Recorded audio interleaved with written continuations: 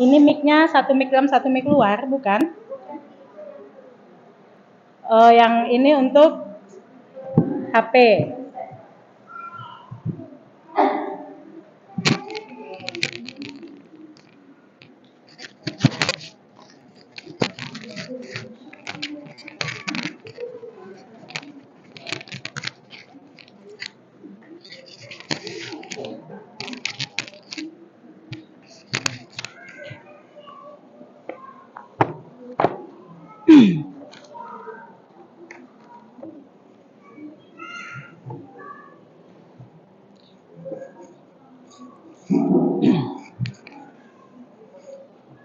Bismillahirrahmanirrahim. Assalamualaikum warahmatullahi wabarakatuh.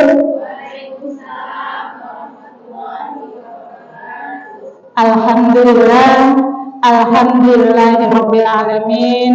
Alhamdulillahilladzi arsala rasulahu bil huda wa dinil haqq liyudhhirahu 'alad dini kullihi wa kafaa billahi syahida. Asyhadu an la ilaha illallah wa asyhadu anna Muhammadan abduhu wa rasuluh la nabiyya ba'dah. Radina billahi rabban wa bil islami dina wa bi Muhammadin nabiyya wa rasula amma ba'du. Alhamdulillah, summa alhamdulillah. Semangka kali kita meminta bersyukur kepada Allah atas curahan rahmat serta nikmatnya yang senantiasa Allah berikan kepada kita, tak pernah dikurangi, bahkan terus Allah tambah. Maka sangat tidak pantas dan tidak tidak bersyukur atas seluruh rahmat dan nikmat dari Allah. Mudah-mudahan dengan banyak bersyukur Allah senantiasa menambah nikmatnya kepada kita semua. Amin amin ya rabbal alamin. Bersalawat kepada Rasulullah dengan mengucapkan Allahumma shalli ala Muhammad wa ala ali Muhammad. Assalamualaikum ya Rasulullah. Assalamualaikum ya Habibullah. Seorang lelaki agung yang Allah utus ke dunia menjadi teladan bagi kita semua. Mudah-mudahan dengan mempelajari kehidupan Rasulullah menambah kecintaan kita, memotivasi kita untuk terus belajar, berusaha untuk bisa meneladani Rasulullah, baik dalam perkataan, perbuatan, baik sebagai seorang hamba, sebagai seorang istri, sebagai seorang anggota masyarakat, dan sebagai seorang muslim. Alhamdulillah, senang sekali saya pada sore hari ini Allah takdirkan bisa bersilaturahim dengan ibu-ibu yang salehah insya Allah, yaitu ibu-ibu Majelis Taklim Mushola Ar-Rahman yang sama-sama kita hormati Ketua Majelis Taklim Mushola Ar-Rahman. Kemudian yang sama-sama kita hormati Ibu RT barangkali hadir ya. Kemudian seluruh tokoh masyarakat yang ada di rumah ini, mudah-mudahan Allah berkahi kita, Allah mudahkan urusan kita semua. Sebelumnya saya agak terkejut gitu ya, melihat ini ya, apakah terlihat gitu, semua siaran langsung gitu. Karena ini kali perdana saya masih Majelis Taklim ada siaran langsung. Nah, ini menunjukkan ya, bahwasannya ibu-ibu Majelis Taklim Mushola Ar-Rahman bersungguh-sungguh mengikuti kajian dan bersungguh-sungguh ingin merekam apa yang kita pelajari pada hari ini. Saya apresiasi untuk itu. Tepuk tangan dulu untuk kita semua. Kemudian saya juga berbangga hati.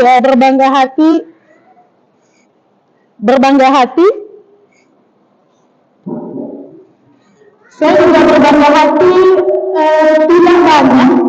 tidak banyak musola untuk kelas musola gitu yang mungkin Majelis Taklim 2 kali sebulan, tidak banyak. Bahkan masjid saja pun itu banyaknya itu sekali sebulan. Ini juga menjadi kebanggaan bagi saya, dan juga saya bangga dengan ibu-ibu semua bisa menyampaikan musola kita ya. Setiap ada Majelis Taklim belajar bersama-sama, mudah-mudahan yang hadir kita semua di sini mendapat pahala dan banyak kebaikan dari Allah, karena kata Rasulullah bersabda, barang siapa yang melangkahkan kakinya menuju majelis ilmu, maka akan semakin dekatlah langkahnya menuju surga. Mudah-mudahan dengan melangkahkan kaki kita, maka nanti langkah kita ke surga akan dipermudah oleh Allah Subhanahu wa Ta'ala. Bapak Ibu sekalian, sore ini kita akan belajar bersama. Tapi mungkin saya kenalan singkat dulu ya, boleh ya? Boleh nggak Bu? Boleh ya. Jadi nama saya Salma SP. Tadi saya Ibu siapa? Saya sarjana kimia. Tapi takdir Allah menentukan saya pernah menjadi guru, pernah menjadi kepala sekolah. Jadi guru 2006, kepala sekolah 2010 sampai 2019. Setelah itu saya selesai fokus mengurus keluarga. Alhamdulillah pada hari ini kita bersyukur ya Allah berikan nikmat sehat gitu. Untuk materi kita pada sore hari ini temanya sirah ya. Temanya sirah, kita akan belajar tentang perempuan paling agung. Nah, perempuan paling agung ya. Namanya Khadijah binti Khuwailid. Kalau nama lengkapnya Bu, Khadijah binti Khuwailid bin Asad bin Abdul Uzza bin Qusay al-Quraisyyah al-Asadiyah. Panjang Bu. Jadi mungkin kita perlu mencatat secara teliti tentang nasab keluarga kita. Mungkin kalau kita ke nenek moyang kita putus ya, kita tidak hafal cuma 2 atau 3. Maka coba kita biasakan melihat dan meneladani bagaimana orang Arab begitu jelas mencatat nasabnya. Nah, sampai nasab generasi kelima kan yang di atasnya masih tahu. Kita generasi ketiga di atas kita, keempat kita udah nggak tahu, namanya sudah pada meninggal. Nanya ke siapa gitu ya. Nah, kemudian nama ibunya adalah Fatimah binti Zaidah bin Jundub. Nah, sebelum saya bahas detail, kalau misalkan ibu-ibu sekalian disebutkan nama Khadijah binti Khuwailid, apa yang ibu-ibu bayangkan? Ada Bu yang bisa bantu jawab? Gimana? Pedagang, saudagar perempuan. Ada lagi tadi ada sebelah sana? Istri Nabi. Iya Bu? Istri yang keberapa Bu? Istri pertama. Apa lagi Bu? Itu baru Bu? Saudagar. Kemudian istri Nabi. Bu, saya kalau bahas Khadijah ini agak-agak melulu saya Bu. Karena gini Bu, ibu tuh pernah nggak minta suami kita coba menggambarkan kita itu sosok yang seperti apa? Misalkan gini, istriku itu seorang yang pernah nggak Bu? Belum pernah Bu. Nanti ibu pulang ibu tanya, Bang, menurut abang Khadijah itu gimana? Saya ingin buka belajar kita sore ini dengan ungkapan Rasulullah, ungkapan Nabi Muhammad terhadap istrinya. Kenapa kita buka dengan ungkapan dan perasaannya yang ada di dalam hatinya? Ini akan menjadi langkah awal kita untuk memahami bahwasanya Khadijah itu bukan hanya sebagai seorang istri bagi Nabi Muhammad, bukan hanya sebagai seorang istri, tapi keberadaan Khadijah jauh maknanya lebih besar dari itu. Dan kita berharap ketika kita belajar tentang Khadijah pada sore hari ini, kita bisa paling tidak dekat-dekat lah gitu, sehingga suami kita di rumah tidak menganggap kita hanya sebagai seorang istri, tapi jauh lebih dari seorang istri. Apa kata Nabi Muhammad terhadap istrinya? Demi Allah, ia tidak memberiku pengganti yang lebih baik darinya.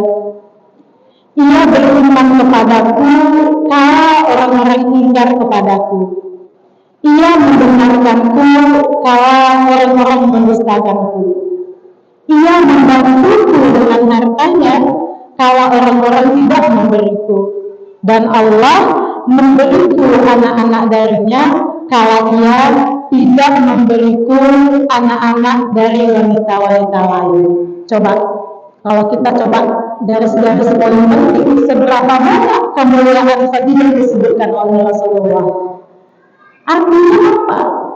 Keberadaan Khadijah sebagai seorang istri itu memberikan makna yang sangat dalam bagi suaminya. Bagi suami itu paling penting dan harus kita pahami, nanti kita terapkan ketika kita pulang. Keberadaan kita di rumah itu bukan hanya sebatas sebagai istri yang mungkin melayani suaminya, tapi sebenarnya peran istri jauh di atas dari itu. Poin pertama nanti pulang kita camkan, kita omongkan sama suami kita, menurut abang ada orangnya seperti apa? Apa yang dia rasakan tentang kita sebagai istrinya? Atau jangan-jangan kita GR gitu, kita merasa kita sudah seperti Khadijah, tapi kata suami kita seperti siapa? Gitu lah ya. Jadi Khadijah itu dilahirkan di Mekah 68 tahun sebelum hijrah. Secara nasab keluarga, Khadijah itu terlahir dari keluarga bangsawan. Keluarga apa tuh? Bangsawan.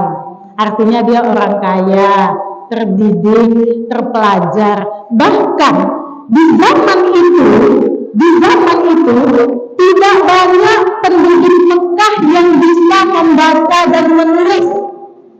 Hanya anak-anak bangsawan, anak-anak orang kaya, anak-anak pemuda tokoh yang bisa belajar. Mungkin mudah kita bayangkan saat masa penjajahan Jepang dan Belanda di Indonesia. Kalau para nenek atau orang tua kita cerita, mereka kan tidak belajar.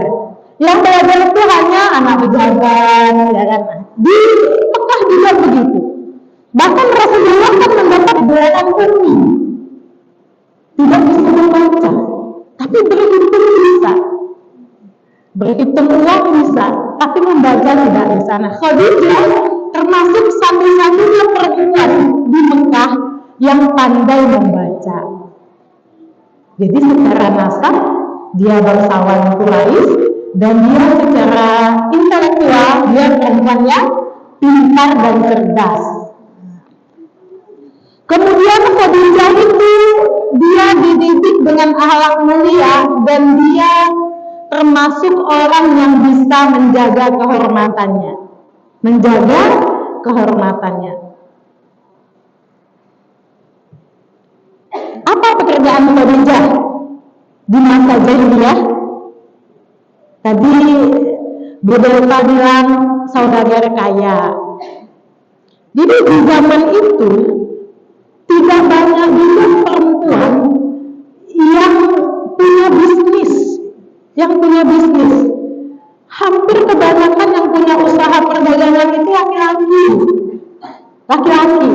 Tapi Khadijah dengan kecerdasannya, dengan modal hartanya, dia punya usaha perdagangan. Ekspor impor Bu. Kalau Ibu kenal ada Teteh di Cipta Karyani, itu belum mantap Bu. Dia mungkin terkenal sekitar PAN namanya. Kalau ini ekspor impor Bu. Membawa barang ke Syam, ke negara-negara lain. Coba bayangkan Bu, kalau sekarang ini pengusaha ekspor itu kaya seperti apa Bu? Terbayang kita ya bertiga kaya, cerdas, bisa melakukan perdagangan ekspor keluar dari kota Mekah, gitu ya.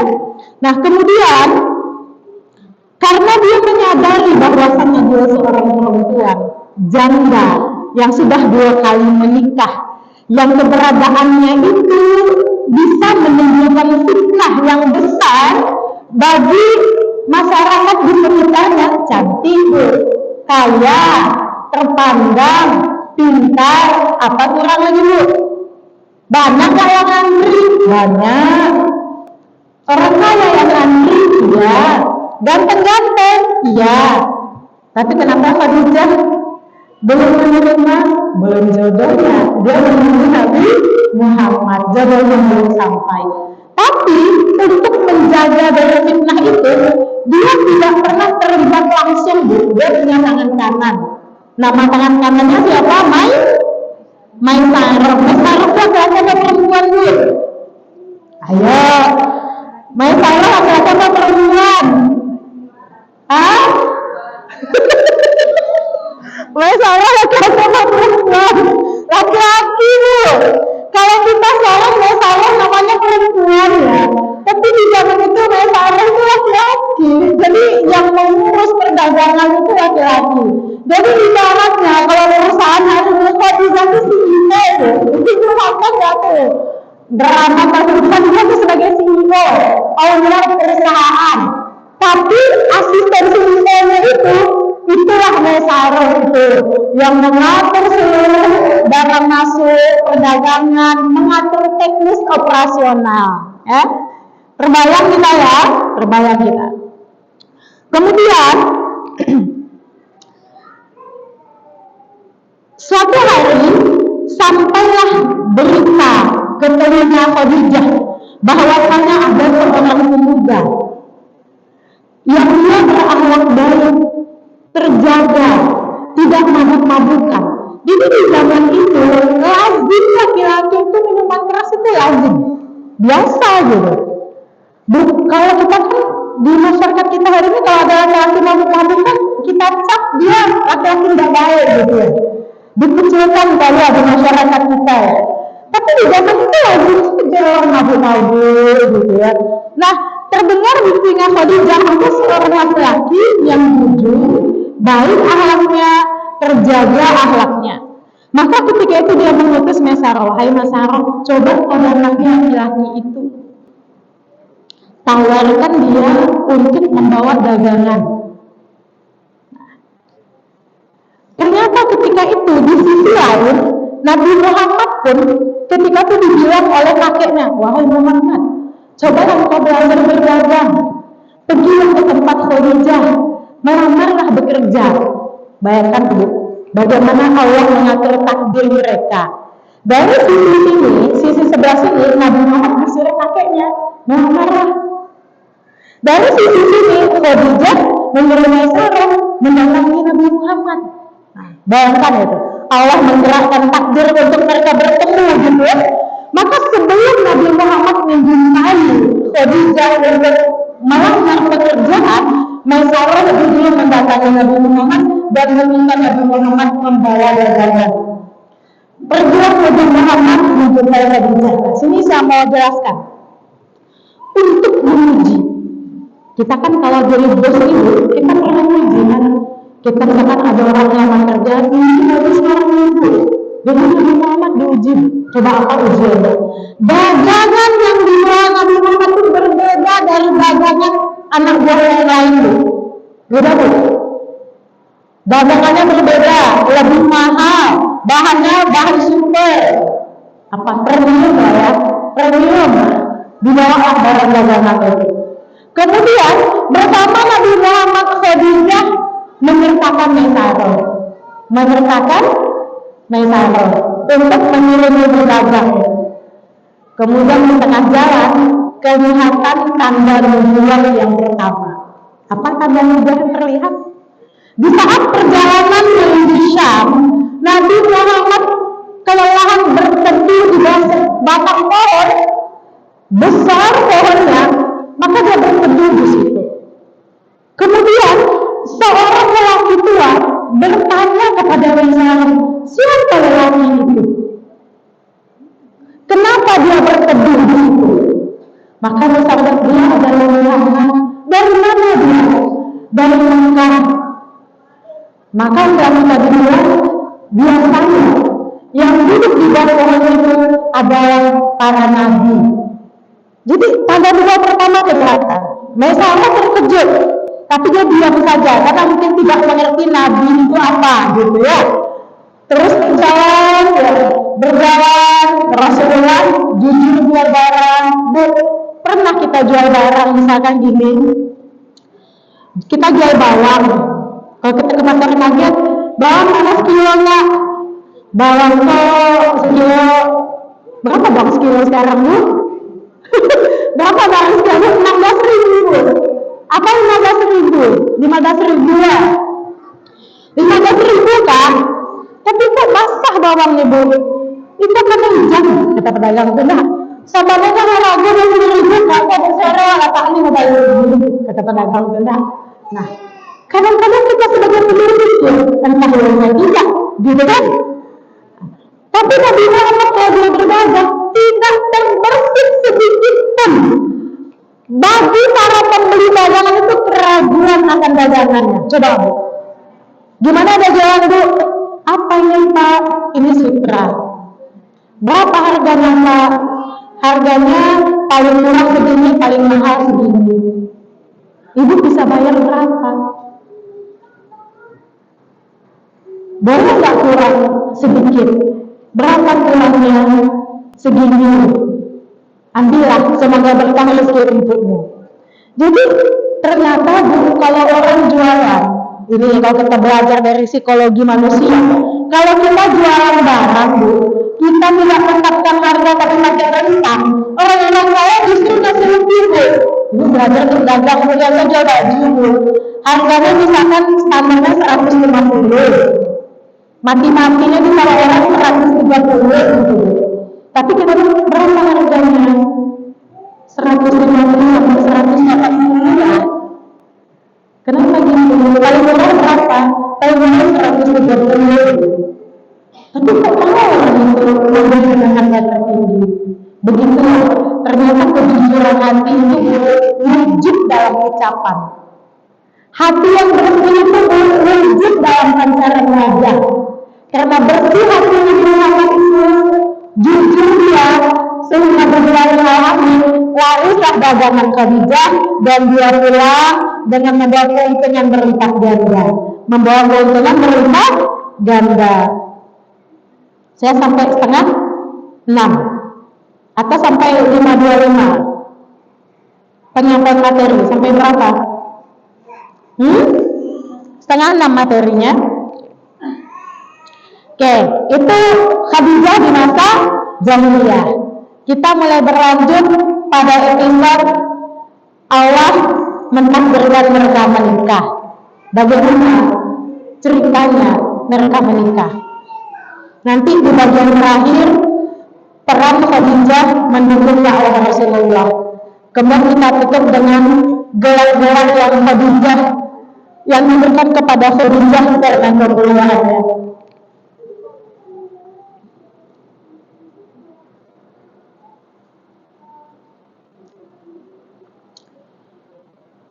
Khadijah setelah Nabi Muhammad berdagang membawa keuntungan berlipat ganda, maka ketertarikan Khadijah semakin besar. Tapi Khadijah pandai menjaga diri.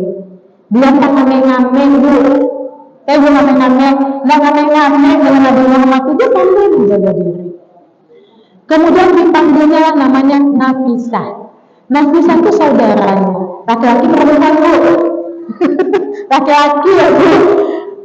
Nafisah laki perempuan Bu. Hah? Laki-laki. Jadi ternyata kalau kita sekarang Nafisah namanya perempuan ya Bu. Laki-laki. Sarah perempuan kan Bu? Nah, laki-laki. Nafisah bin apa gitu namanya ya. Jadi disuruh mendatangi Nabi Muhammad, menyampaikan bahwa Khadijah tertarik dan ingin berkenalan lebih lanjut. Maka ketika kabar itu sampai ke kakek Rasulullah, maka kakek Rasulullah pun mendukung. Coba kita lihat Bu, lihat bagaimana proses menjemput jodoh. Menjemput jodoh. Pertama tetap menjaga harga diri. Ya Bu, menjaga batasan kita sebagai perempuan. Kemudian melibatkan orang ketiga yang kita percayai sebagai perantara. Pelajarannya untuk kita hari ini, ketika kita ingin menikahkan anak kita, maka tiru seperti itu. Anak kita, mama, aku suka lah dengan lelaki itu mah. Gimana mah? Ayolah. dekat. Nah, jangan gitu Bu. Kalau anak kita suka dengan lelaki Bu, tertarik Bu, jangan kita suruh anak kita mendekati. Cari pihak ketiga Bu. Cari boleh kita, boleh pamannya, boleh saudara kita gitu. Ini sudah dicontohkan. Kemudian bolehkah perempuan mendahului melamar laki-laki, menyatakan dia tertarik ingin ta'aruf? Boleh, tidak dilarang. Tapi adabnya melalui orang ketiga. Di sini ada ibu yang anak-anak sudah remaja, sudah gadis, usia 20-an. Ada? Ini bisa menjadi ilmu bagi kita kita yang bantu prosesnya agar pernikahannya nanti berkah insya Allah. Kemudian menikahlah. Berapa umur Khadijah ketika menikah dengan Nabi Muhammad? 40. Ada sini ibu yang umurnya 40? Saya 42 Bu. Yang 40 depan ada nggak? Kira-kira perempuan usia 40 itu matang atau dia masih emosian? Matang ya, dia bisa mengendalikan emosi ya. Khadijah termasuk perempuan yang bisa mengendalikan emosinya dengan baik di usia 40. Kira-kira kalau usia 40 pernikahannya itu dicap negatif nggak? Bisa nggak jadi jujur nih, dia janda sudah 2 kali, terus menikah kali ketiga dengan berondong. Dengan berondong Bu. Usia Nabi Muhammad 25 Bu, Khadijah 40, selisih 15 tahun. Kalau sesuatu menjadi hari ini, entah apa katanya tujuan Indonesia ya, entah apa katanya tujuan Indonesia. Mungkin berminggu-minggu viral dari tadi di medsos. Tapi pernikahan Khadijah itu viral juga Bu zaman itu Bu. Tapi viralnya bukan mereka mencemooh Khadijah. Jangan bukan itu. Viralnya siapa lelaki yang bisa? Siapa lelaki yang bisa mengikat hati Khadijah? Lelaki mana? Sehebat apa lelaki yang bisa mengikat hati Khadijah? Bahkan Khadijah yang menawarkan pernikahan lebih dulu. Viralnya itu Bu. Nabi Muhammad pun ikut-ikutan viral ya. Siapa Muhammad itu? Siapa Muhammad itu? Gitu. Jadi ternyata ini takdir Allah Bu. Diviralkan Nabi Muhammad sebelum menjadi nabi agar dikenal oleh seluruh masyarakat Mekah. Kemudian apa maharnya? Maharnya 500 dirham. Ya, 500 dirham. Kemudian apa yang terjadi? Nih, satu Bu, korelasi dengan kehidupan kita hari ini bagaimana keteladanan Khadijah. Ibu di sini ada yang bekerja? Ada yang bekerja? Ada ya. Suaminya bekerja, ibu bekerja maksud saya. Suami ini bekerja mencari nafkah. Di antara ibu di sini ada nggak yang bekerja pendapatannya lebih besar dari suaminya? Ada kata ibu itu. Ada kali ya pendapatan istrinya lebih besar dari suaminya. Kira-kira kalau sebuah keluarga pendapatan istrinya lebih besar dari suaminya, bagaimana potret keluarga itu? Coba Bu, bantu saya Bu. Bagaimana Bu? Ibu bayangkan sebuah keluarga dari istrinya lebih besar dari suaminya. Kira-kira bagaimana gambaran keluarga itu? Gimana Bu?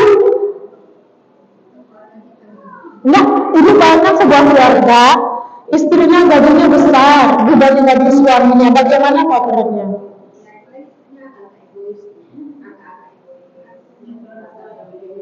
Angkuh ya. Nah, saya dulu waktu bekerja,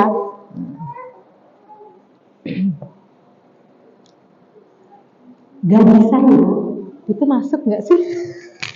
Gaji saya jauh lebih besar dari suami-suami, berkali lipat.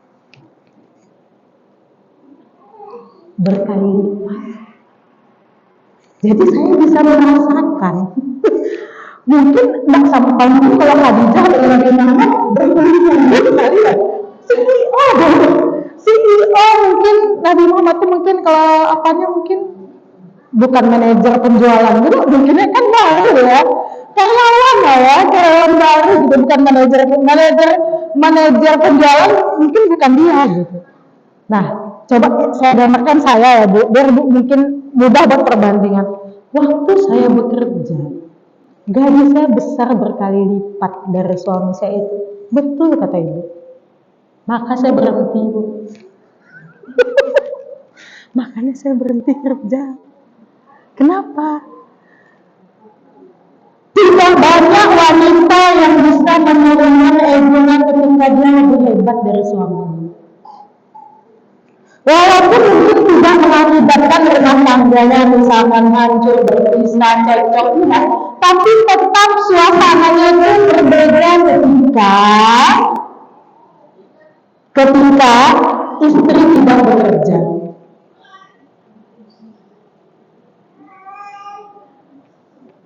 Khadijah bagaimana? Si istri CEO, suami karyawan. Bayangkan kondisinya Bu. Bayangkan kondisinya. Umur beda, status sosial beda.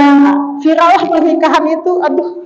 Coba pernikahan artis yang viral ada nggak sih? Yang maksudnya kesenjangannya banyak gitu. Semua aspek senjang. Mungkin yang cuma seumur itu sama-sama soleh, sama-sama baik. Walaupun waktu itu agama Islam belum Allah turunkan, tapi sama-sama orang baik gitu. Sama-sama hanif, lurus hidupnya. Itu aja mungkin yang sekutu. Selebihnya kan sekutu. Tapi bagaimana Khadijah? Apa yang dia lakukan? Mungkin Khadijah sadar juga. Kalau dia CEO terus, gawat gitu kan. Sekali-kali kadang egoisnya muncul kan. Ini apa saya megang? Saya lupa. Sekali-sekali egoisnya muncul. Akhirnya Khadijah diangkat diri sendiri. Khadijah jadi ibu rumah tangga. Coba Bu, cinta seperti apa itu? Bisa nggak Bu? Bisa nggak Bu? Dia biasa bekerja, mengatur banyak orang, biasa nunjuk-nunjuk kasarnya gitu ya. Kamu itu gitu ya. Kemudian memutuskan di rumah dulu. Demi apa? Pertama mungkin menjalankan tugas, kedua menjaga izah suami. Nah, ini dua pelajaran kedua Bu dari kehidupan Khadijah untuk kita terapkan di rumah tangga kita, menjaga izah suami. Jadi kamu harus berhenti kerja, tidak harus. Tapi yang harus Ibu lakukan adalah tetap menganggap suami itu adalah kolam kita, menjadikan suami itu kolam, pemimpin dalam rumah tangga kita. Kita sebagai istri yang bekerja, maka tetap menjalankan tugas kita dengan baik. Jangan bisa dibuka tidur saja yang ada nasi apa namanya Bu? Nasi mubasi, lalu semalam gitu. Makan suami tidak terurus. Kita makan di kantor, karena waktu kita banyak, kita bisa GoFood, bisa makan di kantin yang enak, suami kita sendiri.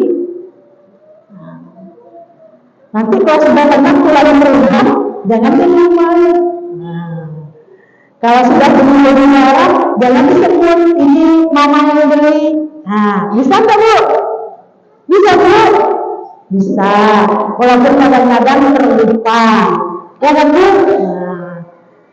Ya, itu pelajaran kedua. Jadi pelajaran kedua ya, dari sosok Khadijah ya. Yang kedua adalah apa yang kedua?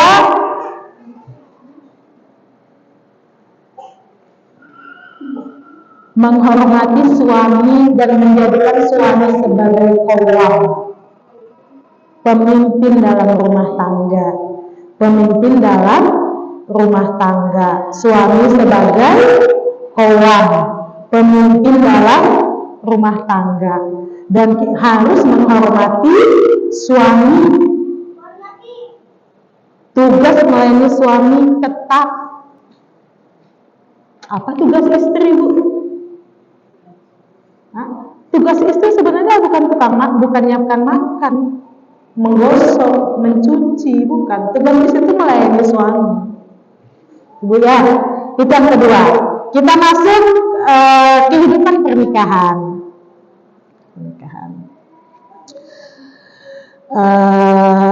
Masukin ya bagian ketiga, ketika agama Islam Allah turunkan ke dunia. Kita lihat di sini. Ini kisahnya mantap, Bu. Saya kadang-kadang kalau lagi sebel, kita pernah sebel nggak sih, Bu, sama suami kita? Sering apa pernah? Jangan sering lah, Bu, pernah gitu. Kalau kita belajar frekuensi, kalau sering itu hampir tiap hari. Masa tiap hari sebel, Bu? Pernah. Kalau dibilang tidak pernah, bohong kita. Ya. Kalau dibilang jarang, mungkin, tapi pernah gitu ya, pernah. Jadi menjalani kehidupan pernikahan Khadijah dengan Nabi Muhammad itu sangat mesra dan romantis. Kesenjangan usia, status sosial tidak membuat rumah tangga itu menjadi hambatan dalam membangun rumah tangga. Ini terlihat ketika Rasulullah dalam proses menerima wahyu pertama. Di mana menerima wahyu pertama ini? Di bulan Ramadan. Surat apa yang turun? Al-Alaq ayat berapa, Bu? 1-5. Kemarin Nabi dalam bahasa Inggris dulu. Apa dulu? Nah, pasti seputar itu ditanya kan? Al-Alaq 1-5. Nah, Ibu terbayang tidak? Kondisinya ya. Coba saya ceritakan biar kita paham situasinya. Jadi Rasulullah mendekati usia ke-40, artinya setelah 15 tahun menikah dengan Khadijah, Rasulullah sering menghabiskan waktunya di Gua Hira untuk beruzlah. Beruzlah itu menenangkan diri, berdiam diri, berpikir, tafakur, merenungi makna hidup. Sehingga di suatu malam di bulan Ramadan, saat Rasulullah beruzlah di Gua Hira, datanglah malaikat Jibril. Kalau ketika disuruh baca di peluk itu belum bagian yang menakutkan. Malaikat Jibril masih nampak kayak wujud manusia gitu. Dia menakutkannya nanti ketika Nabi meninggalkan Gua Hira. Jadi kita hafal tuh kan ketika suruh baca Iqra ana ummi gitu ya. Nah, jadi setelah itu Rasul kan meninggalkan Gua Hira. Itu ada yang pernah umroh belum? Atau misalkan lihat video Gua Hira itu tahu nggak letaknya? Hari ini saja saya belum sampai ke Gua, tapi saya lewat waktu umrah tidak ada itinerary ke situ. Saya lewat Gua Hira itu tinggi. Hari ini itu sudah dibuat tangga sehingga tempat mendakinya itu lebih mudah. Mungkin kalau dulu tempat mendakinya batu-batu cadas itu mungkin ya, dan dia tinggi gitu. Jadi kalau di surat itu dikatakan ketika Rasulullah dari Gua Hira, sayap sebelah sayap malaikat Jibril itu memenuhi langit. Itu tempat Rasul berdiri-diri, Bu. Itu karena penampakan tengah malam itu berdiri enggak. Padahal mungkin nggak ada halusinasi aja kan, nampak putih-putih sedikit, apa tuh? Pergi ke kamar mandi tengah malam merasa ada ngikuti, apa tuh? Kemudian kita masuk kamar kan, ini Rasul nampak setengah set malaikat itu menutupi langit, Bu. Terbukti, Bu.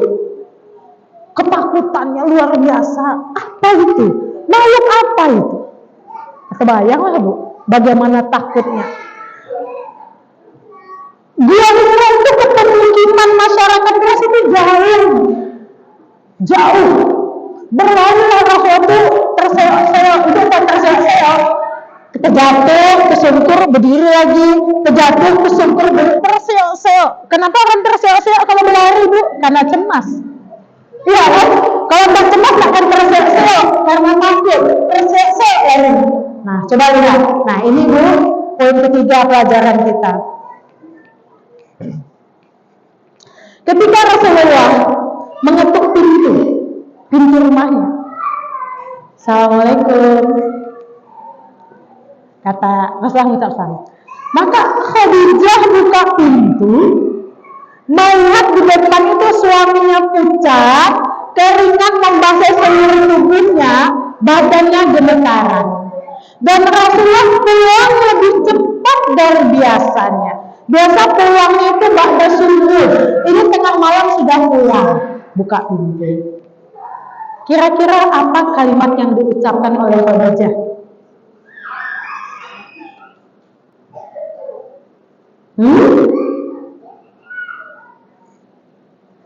Khadijah tidak bertanya kak kita, kok ada pulang? Maka di pulang sahaja mengetek-getek ada Nabi. Maka di tadi di jalan. Kita gitu kan Bu? Ya Bu. Maka sampai pulang, maka sampai pulang bertanya.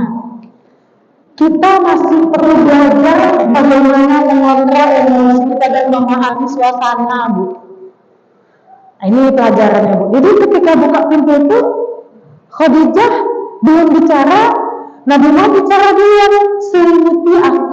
selimuti aku. Hanya itu kalimat yang terucap.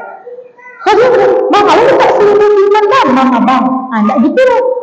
Bawanya Rasulullah, dipeluknya, dipapahnya, dibaringkannya, diselimutinya. Tanpa bertanya Bu.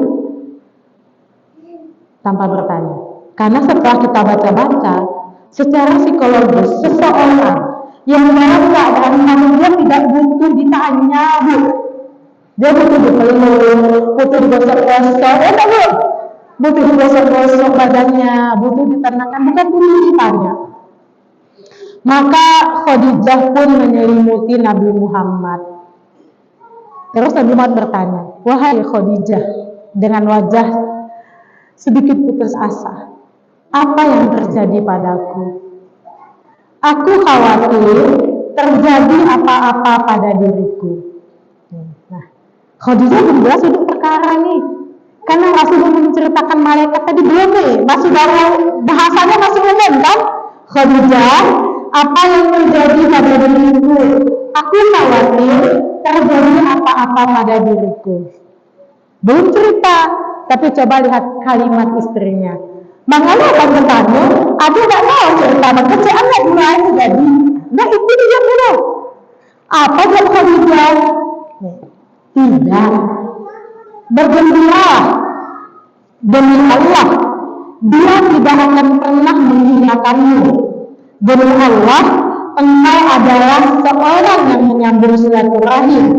Jujur ucapannya, memikul kesulitan orang lain, menanggung orang yang tidak punya, memuliakan tamu, dan mendukung usaha-usaha kebenaran. Coba Bu. Jadi Bu, mulai hari ini kalau suami kita pulang, suami ibu pulang rumah, mengeluh, badan pucat, minta selimut atau minta dibuatkan teh, buatkan abang teh, gitu kan, menggetek badannya dan bertanya ya, buatkan teh itu. Nah, buatkan kan teh. Itu kalau suami cemas tapi kita tak tahu apa yang terjadi, kita belum cerita, jangan kita derang. Ada tak apa masalahnya, cuma jangan, tapi beri kata-kata hiburan. Insya Allah abang ini laki-laki yang soleh, suami yang bertanggung jawab, sayang dengan keluarga. Insya Allah akan selalu dijaga Allah. Tuh Bu, bisa Bu? Bisa kita praktekkan Bu? Kalau mau dicintai seperti besarnya cinta Nabi Muhammad kepada Khadijah, praktekkan Bu. Tapi kalau Ibu tak mau, tak bisa bilang saya paksa. Iya kan? Tapi kalau belum mau dicintai seperti Rasulullah itu, bahkan kata Aisyah, aku tidak pernah bertemu dengan Khadijah. Jadi waktu Aisyah menikah dengan Rasulullah, Khadijah sudah meninggal. Aku tidak pernah bertemu dengan Khadijah, tapi aku tetap cemburu kepada Khadijah. Bisa cemburu pada orang mati. Kenapa? Karena ketika Khadijah sudah meninggal, Rasulullah di saat rindu dia menyembelih kambing, menyembelih domba, dimasukkannya ke kantong-kantong, dimintakannya pembantunya untuk mengantarkan ke teman-temannya Khadijah yang satu sudah nenek-nenek. Ya, Rasul kalau udah 50 itu berapa? 65 ya kan, sahabat-sahabatnya kan. Nah, kemudian kalau di depan rumahnya lewat nenek-nenek kawan Khadijah, suruhnya singgah. Singgahlah. Dibentangkannya sorban kepatu sebagai alas duduk. Tak pernah dibuat Rasulullah. Maka Aisyah itu cemburu. Sehebat apa Khadijah sampai cinta Rasul itu terus tidak tergantikan. Sampai Khadijah meninggal, Rasul tidak menikah. Tidak poligami maksud saya. Jadi sampai Khadijah meninggal, istrinya satu-satunya Khadijah gitu. Dan hanya Khadijah istri yang memberikan kekiriman. Nah, kan kekiriman.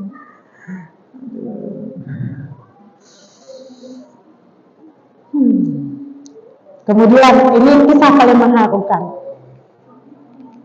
Ternyata cinta Khadijah tidak sampai di situ. Kalau itu penggemar drama Korea, ada nggak ibu sekarang nonton drama Korea? Ada belum? Ibu sekali nonton drama Korea? Saya tidak suka. Tapi sepanjang saya besar ini saya baru nonton 2 drama Korea yang tamat. Itu pun baru-baru ini di tahun 2023. Karena direkomendasikan oleh Facebook namanya Al-Fatin, orang Kalimantan Selatan. Jadi saya baca saya tonton kisah tentang Korea Utara, Korea Selatan berperang. Nanti ibu carilah apa sih judulnya, lupa saya. Maksud saya gini, anak-anak muda, kita mama-mama muda ini, kadang nonton film Korea itu kan, menurut laki-laki romantis. Padahal romantis itu kamu kuasa. Artinya laki-laki Korea itu tidak romantis. Tingkat kematian tinggi di Korea. Jadi orang-orang barat ini, orang-orang ini berpikir antitesis. Apa yang terjadi di situ dalam film sebaliknya. Korea itu buat film drama romantis itu karena di sana rumah-rumahnya jarang yang romantis. Amerika buat film superhero. Apa sih film Amerika yang banyak itu? Film-film jago-jagoan itu. Karena di Amerika itu tidak ada superhero-nya, tidak ada tokoh yang superhero. Tapi keromantisan Khadijah dan Rasul itu abadi, murni. Bukan kamuflase, bukan sandiwara. Ini Bu, kisahnya Bu. Saat Nabi Muhammad menyebarkan dakwah secara sembunyi-sembunyi ketika mereka berdakwah turun, Nabi kan berdakwah sembunyi-sembunyi 2 tahun. Kemudian setelah itu kaum Quraisy itu memboikot Bani Hashim. Bani Hashim itu sukunya Nabi Muhammad. Ini tidak diboikot. Diboikot selama 3 tahun. Diboikot itu tidak boleh melakukan jual beli, tidak boleh melakukan perumahan, tidak boleh menolong, tidak boleh tinggal di kota Mekah. Jadi kemana tinggalnya Bu? Di gunung-gunung Bu, tidak permanen. Karena 3 tahun diboikot, seperti Palestina yang diboikot. Tapi Palestina bantuan banyak datang. Begitu di Texas 2 hari kemarin persediaan makanan nasional itu banyak makanan banyak datang dari Turki, datang dari Mesir, datang dari Indonesia.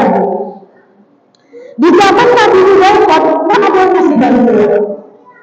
Dikisahkan di surah itu bahkan Nabi dan para sahabat itu makan rumput Bu, kayak hewan mamalia, makan rumput keluar rumput. Kadang makan rumput itu ada luka sedikit mulut, ada begini. Kita mikir kenapa dimakan juga kalau itu menyakitkan. Karena saking lapangnya. Nah, saat boykot itu, Khadijah diberi pilihan oleh Nabi Muhammad. Wahai Khadijah, yang diboykot ini kan Bani Hashim. Engkau kan tidak dari Bani Hashim. Engkau kembali ke keluargamu. biarlah kami saja. Kita kira-kira biasa hidup senang, makan enak CEO, makan enak, makan daging terus. Beberapa kegiatannya yang makan gandum sesekali, kurma sesekali, kebanyakan makan baru. Siang enggak?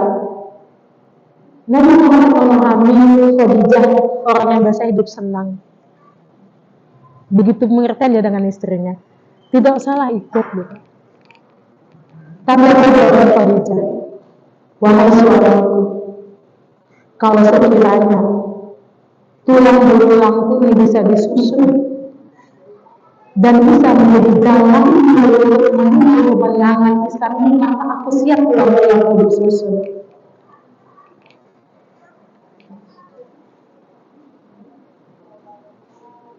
Ini contoh cinta. Cinta sebenarnya cinta. Yang mencinta tidak dalam keadaan lapang saja. Yang mencinta tidak dalam keadaan gembira saja. Tapi dalam keadaan mengucapkan cinta. Nah, ini pelajaran ketiga untuk kita. Mencintai suami kita dalam keadaan lapang dan sempit. Dalam keadaan senang dan susah. Bisa kita, Bu? Mungkin lidah kita tidak sanggup mengatakan bang. Seperti Khadijah tadi lah, mungkin kita tidak sanggup, kayaknya terlalu romantis gitu ya. Tapi mungkin kita bisa menyampaikan dengan bahasa yang lain. Bahwasanya saya, adik, mama, umi gitu ya, menyebut diri kita, insya Allah akan mendampingi abang kapanpun. Dalam lapang, dalam sempit, dalam senang, dalam gembira. Kenapa, Bu? Selain itu karena cinta, Bu. Itu perintah Allah. Selain mendapatkan kebahagiaan karena berada dekat dengan orang yang kita cintai, dia dapat balasan yang berlipat ganda, pahala. Pahala dari Allah karena taat kepada suami, menjaga izzah suami. Coba bayangkan kalau Khadijah tidak ikut dalam boikot. Bayangkan apa yang terjadi. Ramai itu netizen. Ya kan? Nggak usah Khadijah Muhammad, kita aja kalau sampai kita sakit nggak kita rawat, heboh netizen. Mana istrinya kok? Baik ya balik kampung ke rumah emak. Mana pulang? Tidak, waktu susah ditinggal. Rame netizen kan, begitu. Pelajaran ketiga, Ibu, dampingi suami kita dalam keadaan apapun. Dalam keadaan apapun, bukan hanya mendampingi itu kita merasa bahagia dekat dengan orang yang kita cintai, tapi jauh di atas itu kita akan mendapatkan ajrun, pahala berlipat ganda dari Allah. Bisa dulu? Bisa. Nanti pulang, ibu pilotok sama suami ibu. Pilotok itu mau mengecek-ngecek sebelum Allah. Kalau bahasanya pilotok, bantal berbicara. Kok berbicara bantal? Saya pun heran gitu. Jadi ini tuh kalau waktu itu sering ngobrol nggak dengan suami-suami ibu? Atau pelalok saya gitu? Atau pasti aku masing-masing punya pelalok dan dua-duanya saya ngecek gitu. Mengecek sebelum lalu apa dia kita ceritakan gitu tentang anak-anak, gimana kerja hari ini bang. Kalau dia dapat uang lebih bersyukur gitu ya, kita doakan rezekinya dimudahkan. Kalau suami kerja itu didoakan. Ibu-ibu kalau suami kerja cium tangan nggak? Dicium nggak tangannya? Saya curiga di dalam yang banyak uang nggak? Yuk, kalau suami kita kerja kita cium nggak tangan suami kita? Kalau saya cium tangan suami kita lebih dari waktu sholat, Bu. Banyak saya cium tangan suami saya tuh, Bu. Coba ibu nanti pulang, cium tangan suami ibu tuh diresapi, Bu. Tenang hati kita, Bu. Makanya suka cium tangan suami saya tuh. Asal pulangnya sholat maghrib, kan pulang subuh, saya cium. Sekali cium dulu. Pergi dia kerja, saya cium tangannya. Pulang dari kerja, saya cium, buka pintu. Habis maghrib saya cium, habis itu saya cium lagi. Cium tangan. Coba Bu, cium tangan. Dia memang kelihatan sepele, tapi itu menambah hubungan kasih sayang suami istri. Cium tangan, suami kita cium kedua sambil gosok kepala. Bahagia Bu. Kayaknya lebih bahagia dari makan semangkuk bakso, makan sekap es krim. Kalau kata orang kan, kalau kita lagi bete, makan es krim kita lega. Kayaknya itu lebih gitu. Nah, coba nanti ya Bu. Ya, terus berbicara dengan suami sebelum tidur, ngobrol apa saja gitu. Kamu sering bercanda Bu dengan suami? Ibu sering nggak bercanda dengan suami? Atau di rumahku senyap? Saya dikenal orang dulu lagi ya, mungkin Bu Beta kenal sebagai orang yang apa ya? Serius ya. Tapi kalau di rumah, saya sering ketawa dan saya ada saja perkara yang kami dudukkan bersama. Nanti anak, kemana yang bungsu apa tuh? Nanti kami ketawa subuh-subuh, suami habis sholat tahajud mau ke masjid ketawa udah lagi. Nanti heran tetangga apa gitu dengan bapak subuh-subuh udah ketawa. Ada aja Bu. Coba buat suasana itu tuh mesra, romantis agar nanti kita ketika saling mengenang seperti mengenangnya Khadijah terhadap Muhammad, seperti mengenang Nabi Muhammad terhadap Khadijah. Bisa Bu? Bisa ya Bu? Tunggu waktu kita sedikit lagi sebentar. Kita tutup ini, saya coba menyampaikan gelar yang diberikan kepada Khadijah. Masih bisa ini? Apa kita sudahi? Sudah? Kita sambung lain kali. Mudah-mudahan ada rezeki kita ketemu ya. Demikian ibu-ibu, mudah-mudahan bermanfaat kita semua. Seperti ada sesi tanya jawab. Ada tanya jawab ibu-ibu? Ada yang mau tanya? Tafadhol, silakan. Ada? Ya, silakan Bu.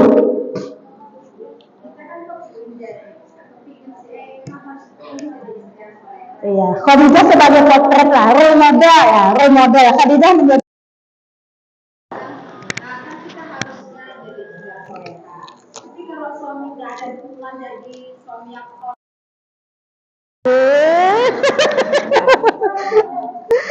Tanya, saya minum dulu ya. Bisa.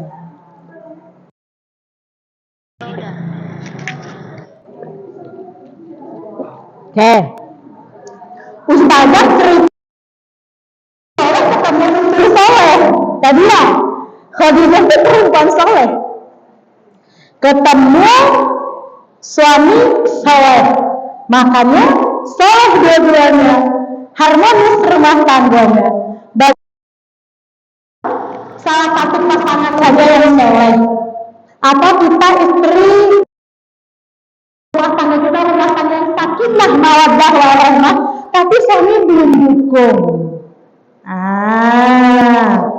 Kita lihat sejarah dalam Quran dan kisah inspirasi kehidupan hari ini. Kita bandingkan dua ya Bu. Bagaimana Bu? Mau surahnya dulu apa? Kisah pengalaman ibu-ibu yang hidup di masa kita. Masa kita dulu ya. Kalau surah agak berat nanti ya. Oke. Ibu-ibu pernah dengar namanya Pak Nasrullah? Pernah dengar magnet rezeki? Magnet rezeki? Belum? Nasrullah magnet rezeki. Jadi Pak Ustadz Nasrullah ini dia founder magnet rezeki. Saya tidak pernah ikut pelatihannya, tapi saya mengikuti banyak ceramahnya di grup tele. Dan waktu itu pernah seorang jamaahnya bertanya, persis seperti ibu itu, Ustaz, kami ingin membangun rumah tangga sakinah mawaddah warahmah, tapi suami tidak dukung. Suami saya itu Ustaz tidak mau kerja, dia di rumah tuh tidur ada Ustaz. Nanti saya pergi kerja tuh makanan sudah harus saya siapkan Ustaz. Pulang ke rumah Ustaz, jangankan mencuci piring bekas dia makan Ustaz, piringnya masih terletak di meja Ustaz. Kira-kira macam mana menurut Ustaz sikap saya sebagai seorang istri? Saya tidak tahan lagi Ustaz. Saya tidak tahan. Tidak tahan saya. Kalau saya berpisah dengan suami saya bagaimana, Ustaz? Ustaz itu menjawab,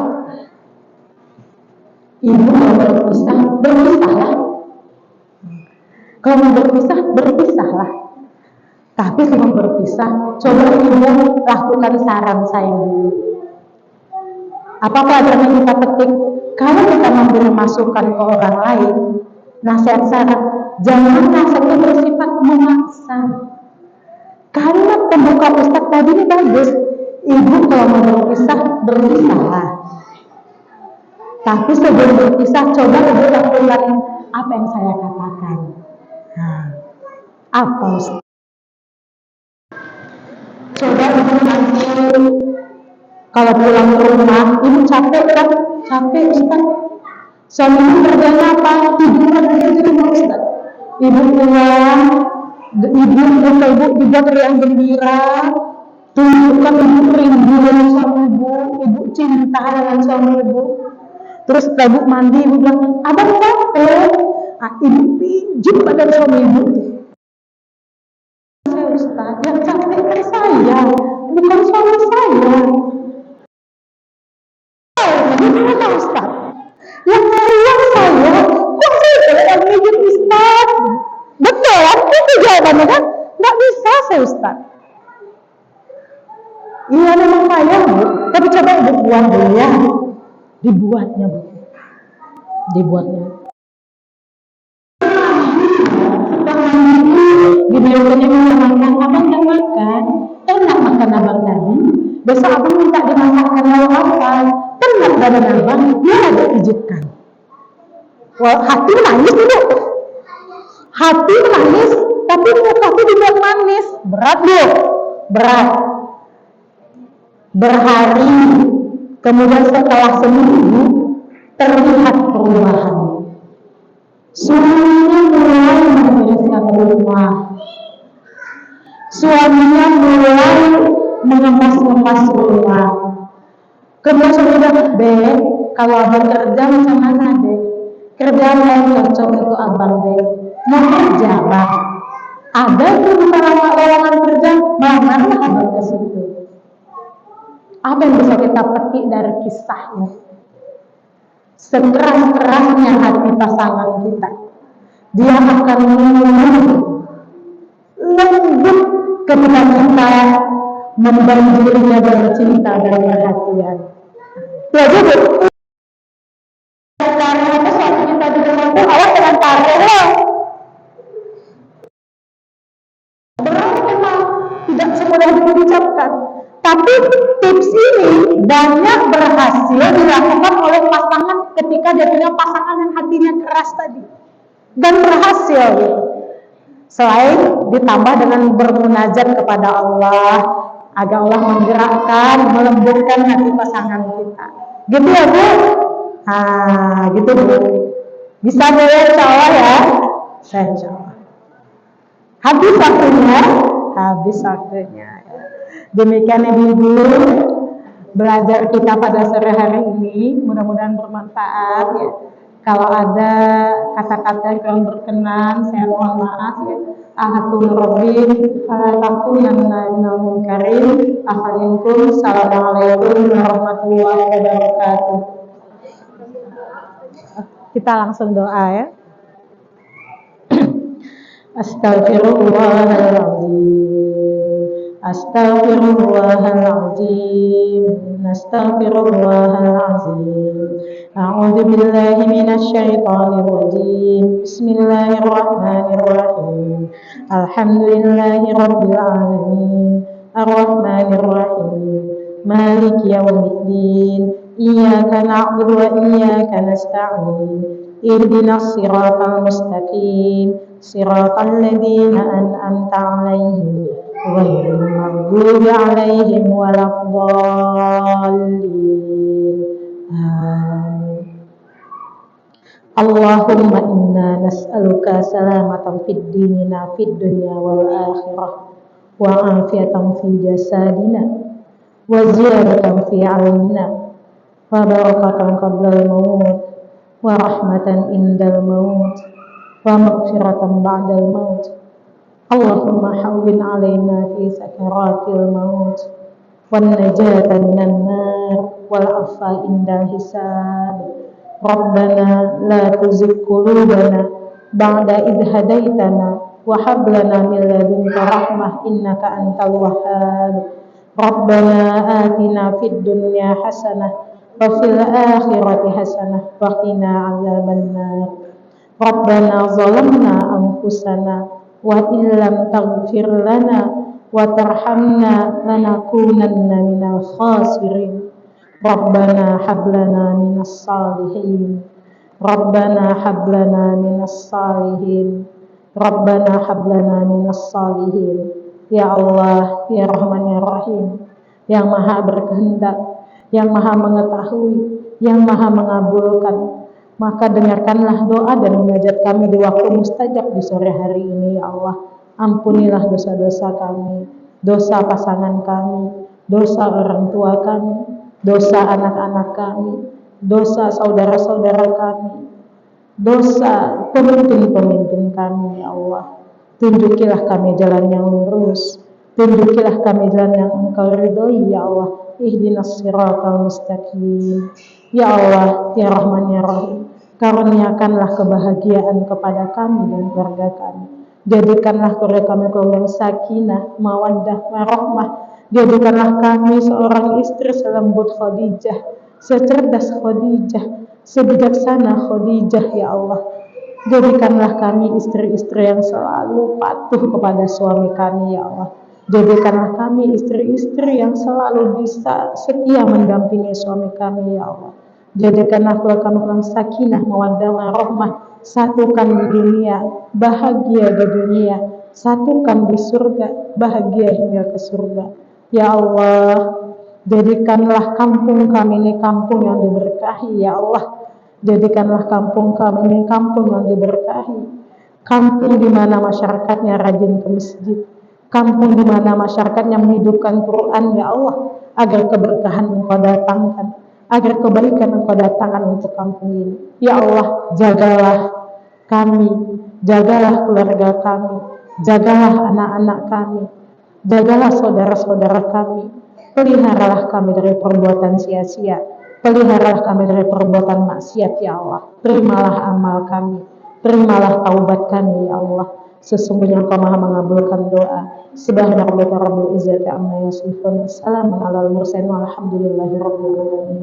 Assalamualaikum warahmatullahi wabarakatuh.